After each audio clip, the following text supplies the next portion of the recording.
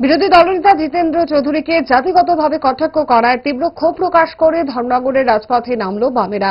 জাতীয় অসম্মানজনক অসাংবিধানিক কুরুচিকর মন্তব্যের প্রতিবাদে রাজ্যের মন্ত্রী রতনলাল নাথের শাস্তির দাবিতে বিক্ষোভ মিছিল ও শ্রমজীবী মানুষের স্বার্থে 10 দফা দাবি নিয়ে জেলা শ্রম আধিকারিকের নিকট ডেপুটেশন প্রদান করল সিআইটিইউ ধর্মনগর মহকুমা কমিটি। এদিনের বিক্ষোভ মিছিল এবং ডেপুটেশনে উপস্থিত ছিলেন সিপিআইএম নেতা অমিতাভ দত্ত, অভিজিৎ দে সহ অন্যান্যরা। সিপিআইএম নেতা অমিতাভ দত্ত তীব্র ভাষায় মন্ত্রী রতনলাল নাথকে কটাক্ষ করেন। পাশাপাশি শ্রমজীবী মানুষের দাবি দেওয়া নিয়ে শ্রম দপ্তরের আধিকারিকের নিকট ডেপুটেশন প্রদান করতে আসতে তাকে পাওয়া যায়নি বলে অভিযোগ করেন।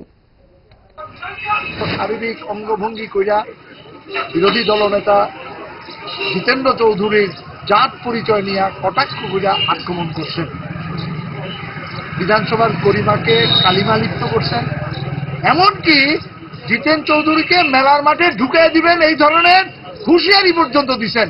আমরা তার শাস্তি দাবি করছি। আর কি দাবি করছি? পরিষদীয় নেতা রাজ্যের মাননীয় মুখ্যমন্ত্রী যখন বিধানসভাকে কলঙ্কিত করা হইতেছে তখন নীরবে তিনি হাততালি দিতেছেন, মজা দেখতেছেন।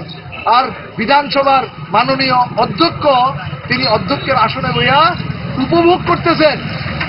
আমরা তাদের বিরুদ্ধেও আমরা ক্ষোভ ব্যক্ত করতেছি। ভালো খাবার দেখে অম্বলের কথা মনে পড়ে, তার সমাধান তারা।